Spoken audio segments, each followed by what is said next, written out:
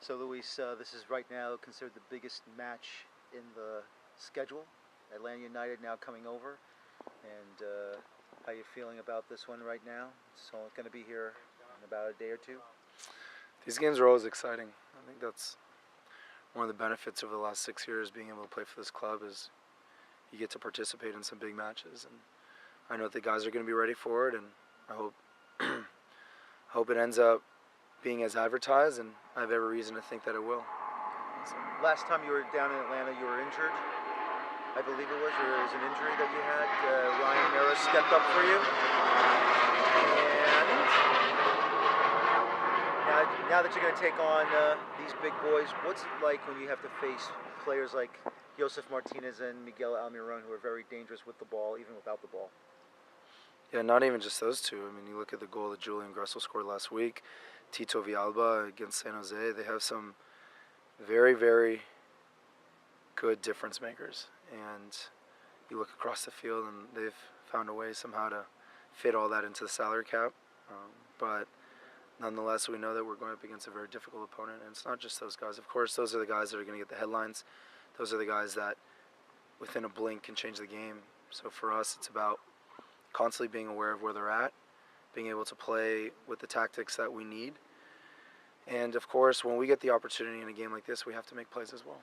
How do you prepare when you play in a team like this that has so much offensive power as a goalkeeper, like mentally? I know what you do physically, but mentally. That's a really good question, actually, because the mental part of it's so important, especially going into a big game like this. When you look at some of those players, you maybe spend a little extra time just watching some of their tendencies and what they've done in past games. But the thing with Atlanta is they're on national television so much that you actually get to just watch it. We know some of the big games that those guys have had, and they've had great seasons. You know, whether you look at Almiron or Josef Martinez, they've really had incredible seasons. And yet, you know that we're also doing pretty well, and that we have a really good team. And as long as we continue to play the way that we want to play, and play the brand of football that we have been successful with, that puts us in a good spot. So mentally, I know all week the game's been on my mind, but with that being said, it hasn't necessarily been on my mind any more than any other game. Each and every week, I know it's a big week, it's a big game, because usually the talking point has to be the next game is the biggest game. And of course there's going to be added excitement to this because of the narrative of the Supporter Shield. And of course that's definitely going to add to it.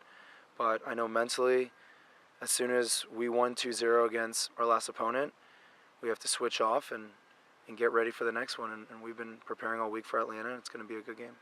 Luis, you and Brad Guzan were on that 2009 Confederations Cup team that made it to the final. How much have you guys kept in touch over the last 9 years, and what is it like to compete against him on the field in MLS? I mean, Brad and I, we're not necessarily close by any means. We compete against each other. I have a lot of respect for him. I feel like it goes the same both ways. And yet, when we step onto the field, we know that we're competing against one another. So he's a really good goalkeeper, and he's had an incredible career, and he's done really well for Atlanta. And I know that in a game like this, he's ready to make the difference for his team the same way that I am. I know it was a long time ago, but what do you remember about that whatever 3-week, month-long period where you guys were probably practicing together in that tournament run? Well, we are the same age, so it was an opportunity for me to compare myself against a peer and a guy that's been playing in England who did very well when he started in Major League Soccer. And you just know that he's technically very sound. He's a good shot stopper, and he distributes the ball well, so he fits in quite well for Atlanta. And looking forward to this weekend, you guys are playing an Atlanta team that everybody wants to beat. They're top of the league. Mm-hmm. They're only second year, though. And when you think about that aspect, being in the league, being a veteran in this league, do you go into the game with a little bit of pride, trying to maybe assert yourselves as a team that's been here, done that more than Atlanta?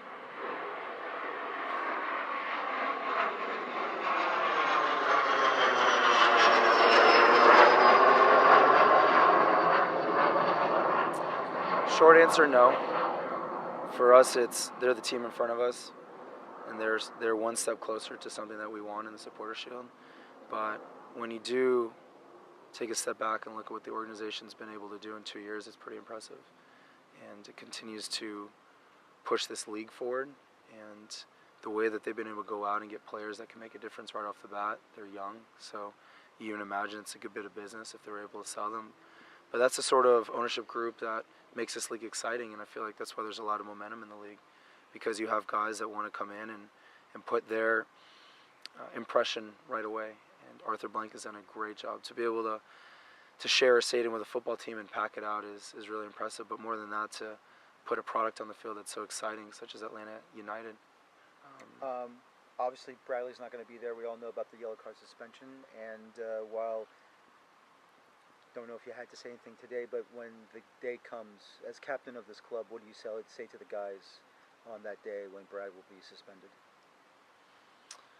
Yeah, obviously after the game he was gutted because of what happened, but we have a lot of confidence in our guys, and I know that Brad will encourage whoever steps in there, and we know in the locker room that whoever steps in there knows how we want to play and is going to do everything they can to make sure this team is successful. And it's a big game, so I know everyone's going to be up for it. Luis, as somebody that's been in this league for a long time and a well-spoken guy, I'm curious with some of the news that's come out about MLS and the roster and all of that, with the CBA negotiations on the horizon, have you put any thought into being a part of the Players Association that negotiates down the road for this league? So I'm actually on the board of the Players Association. Okay. Yeah, so we're in discussions, but at the time being, there's nothing really to comment other than that. Yeah. Besides the game, there's a Spanish celebration this Sunday in Red Bull Arena. I know you've been practicing your Spanish. How that's going on? Yeah, I've been learning. I'm not ready to do an interview in Spanish, but I understand the landscape of this league. And when you look inside the locker room, and there's so many Spanish speakers, and also just the viewership. There's so many from the Hispanic culture, and then sadly to say I'm Hispanic.